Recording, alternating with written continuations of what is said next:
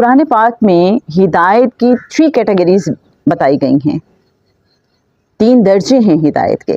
ایک ہدایت وہ ہے جو عالمگیر ہے، جو اللہ نے کائنات کی ہر شے میں رکھ دی ہے، کائنات کی ہر شے کو ادراک ہے، شعور ہے، احساس ہے کہ کیا صحیح ہے کیا غلط ہے۔ اب آپ سوچیں گے کہ کیسے کائنات کی ہر شے، وہ جمادات ہوں، نباتات ہوں، حیوانات ہوں، انسان ہوں، غرض کے ہر چیز جس کو اللہ نے کریٹ کیا ہے اس سب کے اندر ہدایت رکھی گئی ہے۔ اس کو ہم دیکھتے ہیں سورہ طٰہٰ کی آیت نمبر 50 سے، جس کا ترجمہ کچھ یوں ہے کہ جواب دیا کہ ہمارا رب وہ ہے جس نے ہر ایک کو اس کی خاص صورت شکل عطا کی، پھر ہدایت دی۔ رائٹ؟ تو اس سے پتہ چلتا ہے کہ ہر ایک شے کو ہدایت دی گئی ہے۔ پھر دوسرے درجے کی ہدایت اگر ہم دیکھتے ہیں قرآن پاک کی روح سے، تو ہمیں پتہ چلتا ہے کہ یہ انسانوں اور جنات کے لیے مخصوص ہے۔ اب کیسے؟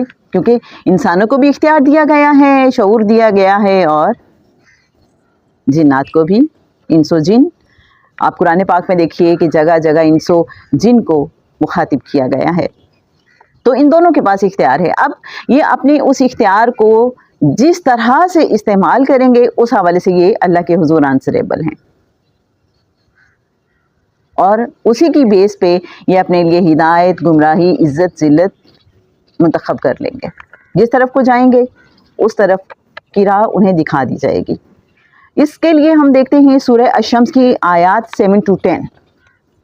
قسم ہے نفس کی اور اسے درست کرنے کی، پھر اللہ تعالیٰ نے اس نفس کو برائی سے بچانے اور پاکیزگی اختیار کرنے کی سمجھ عطا کی، پھر اس پر اس کی بدی اور اس کی پرہیزگاری واضح کر دی۔